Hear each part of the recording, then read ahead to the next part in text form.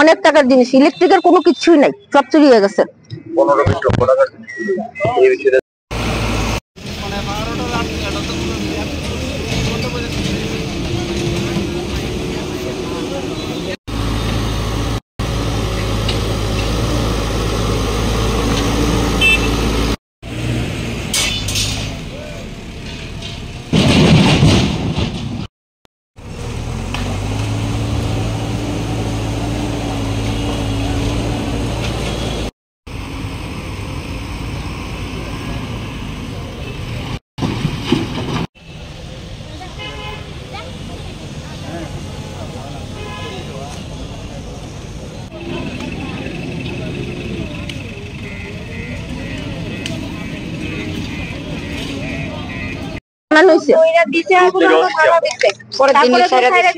এই বিষয়ে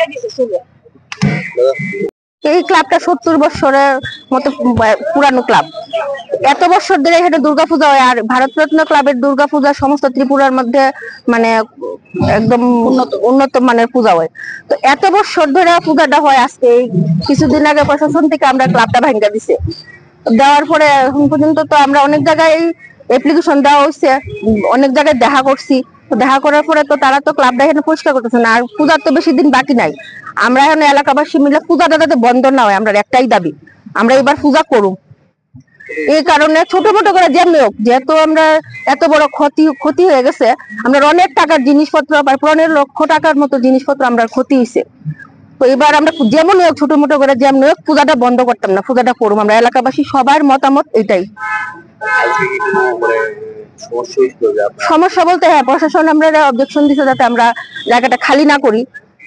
তো আমরা কথা হচ্ছে, আমরা সবাই মিলে এলাকাবাসী সবাই এখানে আছে, ক্লাবের ভাইতারাও আছে, তারা সবাই মিলে এখন আমরা এই এলাকাবাসী মিলে এটা পরিষ্কার করতেছি। পূজা তো বেশি দিন বাকি নাই। হ্যাঁ হ্যাঁ জানাইছি, কোনো রেসপন্স আমরা পাইছি না। আমরা থানাতেও গেছি, কোনো কিছু তারা কিছু জানাইতেছে না। তো আমরা এখানে পূজার লেগে আমরা নিজেরা মিলে ক্লাবটা পরিষ্কার করতেছি। মানে সাধারণ ভাবে আমরা পূজাটা করবো আর কি। এই লেগে আজকে আমরা সবাই ছোট বড় ভাই বোনেরা মিল্লা সবাই আমরা একজুট হইছি একসঙ্গে, ওই এটা পরিষ্কার করতেছি যে আমরা পূজাটা ছোট্ট করে আমরা মহিলারা মিল্লা আর পাশে আমরা ছোট ভাইরা থাকবো, কোনো মতে আমরা পূজাটা করুন। আমরা এটাই প্রশাসনের কাছে সবার কাছে আমরা দাবি যে আমরা এই পূজাটা করুম আর কি, এটা যাতে কোনোদিন বন্ধ না হোক। এই জায়গাটাতে আপনারা পূজাটা করেন এবং যে জায়গাটাতে পরিষ্কার করতে আসছেন, কোনো ধরনের প্রশাসনে আমরা আইসি পরিষ্কার করতে, আমরা একটু মানে বাধা দিছে যে তোমরা কার পারমিশন নিয়েছো। আমি কই স্যার আপনারা তো আমি করছি, দরখাস্ত দিছে আমরা ভাই তারা, তো আমরা এখন পরিষ্কার করতেছি। আর তো বেশি দিন নাই দুর্গাপূজা, তো আমরা সব ভাই বোনেরা মিল্লা দিদিরা মিল্লা আমরা পার্শ্ববর্তী যারা সবাই আছি ক্লাবের আন্ডারে, তারা মিল্লা সবাই ছোট করে আমরা পূজাটা করবো। আমরা মহিলারা সবাই একযুক্ত হয়ে সেটা পূজাটা করবো। সবচেয়ে বড় কথা হচ্ছে আমরা তো মাটিটা নিবো না, মাটি তো মাটির জায়গায় থাকবো। আমরা জিনিসপত্র সরাইতেছি, জায়গা খালি করতেছি পূজার লেগে, মাটি তো আর আমরা নিবো না। আর আমরা 2 ঘন্টা জায়গা আমরা ক্লাবের নামে আছে। তাছাড়া আরেকটা কথা হলো, আমরা যে ক্লাবটাই শুধু ভাঙ্গা হয়েছে এমন তো আনলিগাল ভাবে বহুত ক্লাব আছে আগরতলা শহরে, বিভিন্ন নামি দামি ক্লাব। ওই ক্লাবে তো কিচ্ছু হয়েছে না, শুধু আমরা ক্লাবটাই ভাঙ্গা দিচ্ছে। ভাঙছে ভালো কথা, এটা তো পূজাটার 3 মাস আগে, মানে পূজার 3 মাস আগে ভাঙছে। এটা তো দুর্গা পূজাটা শেষ হওয়ার পরও তো অর্ডারটা পাস হইতে পারতো। জিনিসপত্র আসলো, এলসিডি টিভি টুবি আসছিল, সবগুলা আমরা পাইছি না, ঘন পর্যন্ত পাইছি না, চুরি হয়ে গেছে গা, অনেক জিনিসপত্র নষ্ট হয়েছে। তো আমরা এখন প্রশাসনের কাছে মানে সবার কাছে অনুরোধ যে আমরা যেন পূজাটা খুব সুন্দর করে করতে পারি। সব মহিলারা ছোট ছোট ভাই বড়রা মিল্লা সবাই আমরা ছোট্ট করে পূজাটা করব। আমরা ক্লাবের থেকে যেন যে জিনিসটি চুরি হয়েছে, আমরা চুক্তি ধরছি 2 মাসের প্রশাসনের কাছে দিছিলাম, তারপর তারা আবার ছাইড়া দিছে। কি লিখে ছাড়ছে কি আসলে আমরা কিছু জানি না, তবে ছাইড়া দিছে তারা।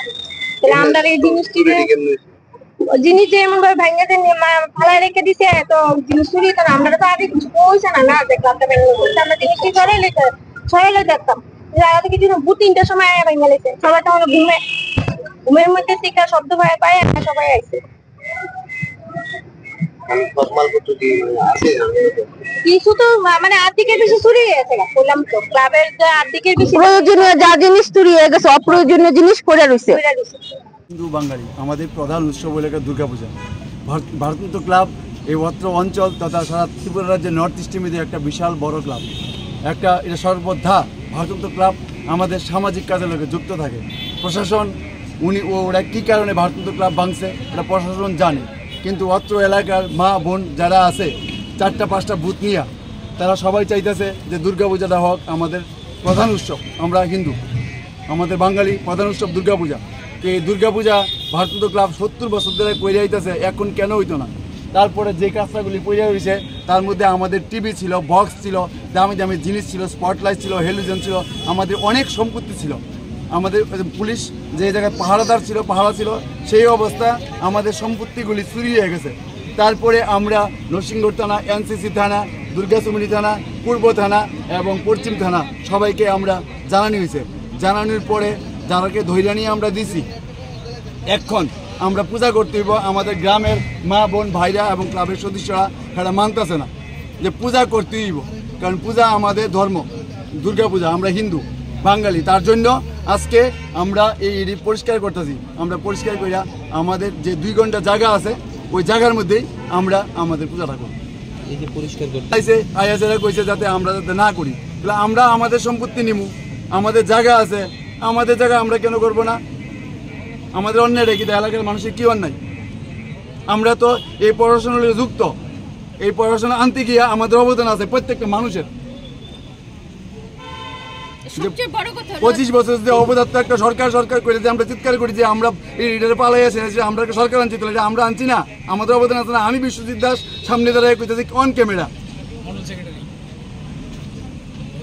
তাহলে কেন আজকে ইয়ানামিতে আবার পড়াশোনায় করবো যে আমাদের সম্পত্তি আমরা সরাইতে পারতাম না, আমাদের জায়গার মধ্যে আমরা পূজা করতে পারতাম না? এখানে কেরা কি দোষী আছে, এখানে কারা দোষী আছে? সব মা বোনদেরকে আমরা কি জবাব দেই? সবাই জবাব চাইতেছে, এই জবাবের জন্য তারা আজকে পরিষ্কার করতেছে। এটাই আমাদের কথা।